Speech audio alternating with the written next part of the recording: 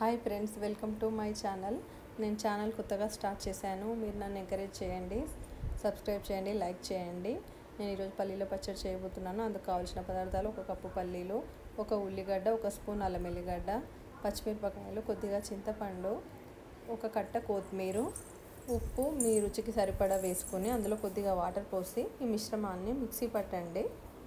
కొత్తిమీర నేను ఎక్కువ వేసాను, హెల్త్కి చాలా మంచిదని.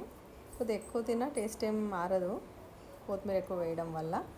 ఈ విధంగా రెడీ అయిన మిశ్రమంలో ఇప్పుడు మనం పోపు పెట్టుకుందాం. అందుకు కావాల్సిన పదార్థాలు: బాండి పెట్టుకొని అందులో కొద్దిగా ఆయిల్ వేసి జీలకర్ర, ఆవాలు, కొద్దిగా ఇంగువ, 2 ఎండుమిరపకాయలు, కొంచెం కల్యమాకు వేసి ఫ్రై చేయాలి. ఇందులో వెల్లిపాయ వేసుకుంటే కూడా బాగుంటుంది, నేను వేయలేదు.